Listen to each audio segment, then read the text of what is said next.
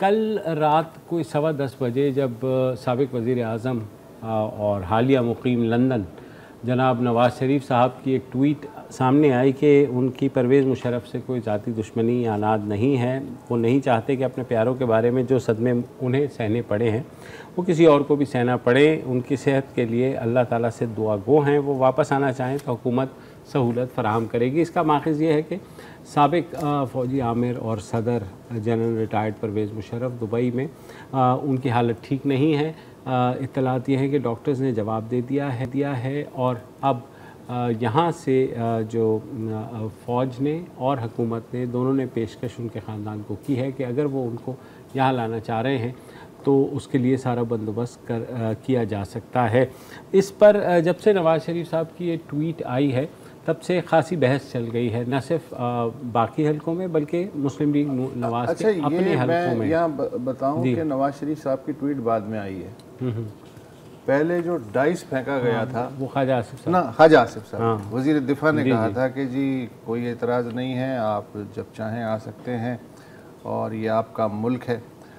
उसके बाद फिर ISPR के मेजर जनरल बाबर इफ्तिखार साहब आए कि फ़ौज चाहती है कि मुशर्रफ साहब जो हैं जिस तरह की उनकी सूरत हाल है तिब्बी वो वापस आ जाएं, ताहम हतमी फ़ैसला ख़ानदान और डॉक्टर करेंगे।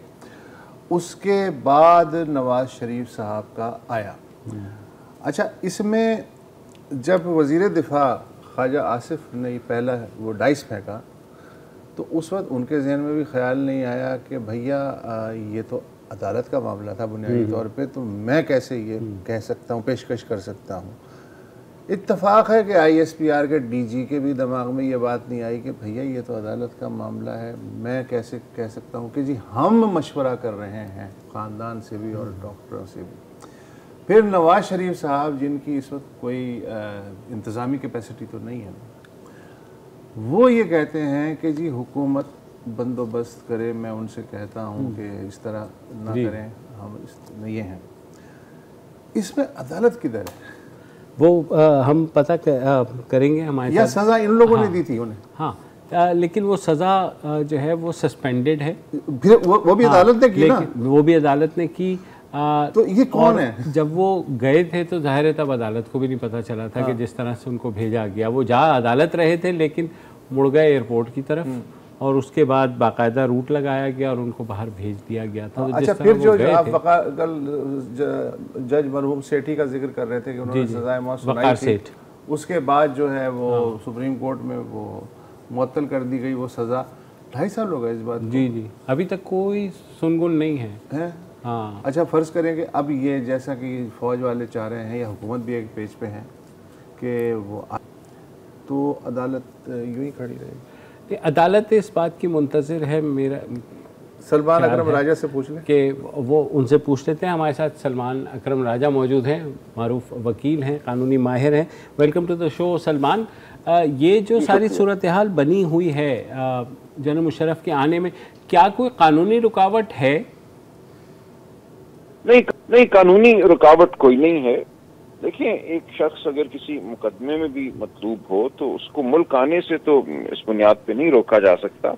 ताहम मुशर्रफ साहब का मामला यूं है कि संगीन गद्दारी के मुकदमे में उनको सजा दी गई। आपने वकार सेठ साहब का जिक्र किया, एक वो ट्राइब्यूनल बना था, लेकिन उस ट्राइब्यूनल के फैसले के खिलाफ फिर बाद में एक आईनी दरख्वास्त लाहौर हाई कोर्ट में दायर की गई जिसमें ये कहा गया कि ये जो ट्राइब्यूनल कायम किया गया था यही गैर कानूनी था और ये कि आइन का जो आर्टिकल 6 है उसमें चूंकि 18वीं तरमीम 2010 में हुई और कुछ अल्फाज का इजाफा किया गया, यानी कि 3 अल्फाज इस्तेमाल किए गए, एब्रोगेशन, सस्पेंशन और holding in abeyance of the constitution, और इनको एक संगीन जुर्म करार दिया गया।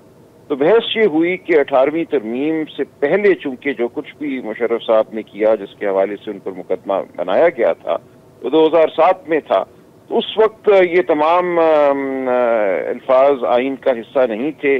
उस वक्त एब्रोगेशन का लफ्ज सिर्फ आइन में शामिल था, बाकी 2 अल्फाज शामिल नहीं थे। और एक बहस बनाई गई कि जो कुछ 2007 में हुआ, नवंबर में इमरजेंसी शक्ल में वो एब्रोगेशन ऑफ द कॉन्स्टिट्यूशन नहीं था, लिहाजा उनके खिलाफ कोई मुकदमा सिरे से बनता ही नहीं। और इस इस्तदाक को लाहौर हाई कोर्ट ने कबूल किया, उस ट्राइब्यूनल को भी कॉश कर दिया और ये कहा गया कि संगीन गद्दारी के मुर्तकिब वो हुए ही नहीं और मामला ख़त्म हो गया। लिहाजा उस मामले के इख्तिताम के बाद तो उनके ऊपर संगीन गद्दारी का कोई मुकदमा बाकी नहीं रहा। हुकूमत ने अदालत के सामने तायद की इस मौक़िफ़ की, मुशर्रफ साहब के वकला के साथ हुकूमती वकला खड़े हुए और बाद में अपील भी हुकूमत की तरफ से नहीं की गई।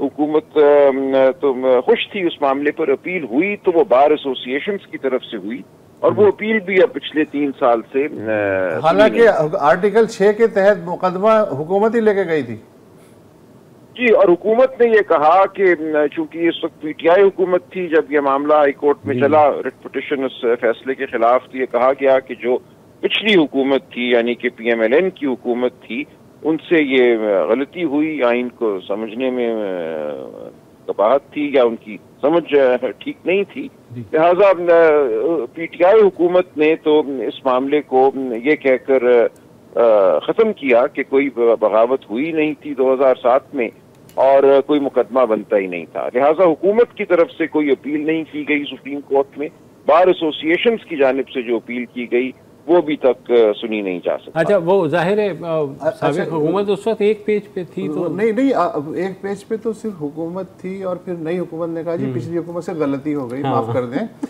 आज जो है सब एक पेज पे है। मसलन सेनेट में आपने पता है कि क्या हुआ। सलमान अकरम राजा साहब जरा ये भी सुनिएगा। साबिक़ वज़ीर आज़म यूसुफ रज़ा गिलानी जो है और बहुत सही सवाल उठाया उन्होंने, तो उनकी बात सुन लेते। ये फैसले करने वाले हम नहीं हैं, फैसले कहीं और होंगे, तो इसलिए जब वो बाहर चले गए आप रोक सके, जब आ जाएंगे आप रोक सकेंगे, तो इसलिए मतलब दिस अ फ्यूटाइल एक्सरसाइज। बिल्कुल वो आए, वो उनका पाकिस्तान उनका घर है, हमें कोई इतराज़ नहीं है, और मगर ट्रीटमेंट सबके लिए बराबर होनी चाहिए।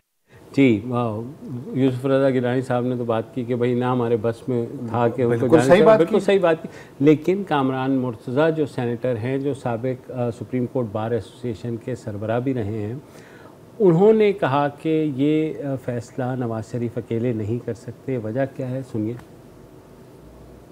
बलूचिस्तान में जो आज तक हालात सेटल नहीं हुए उसका जिम्मेदार सिर्फ और सिर्फ मुशर्रफ है।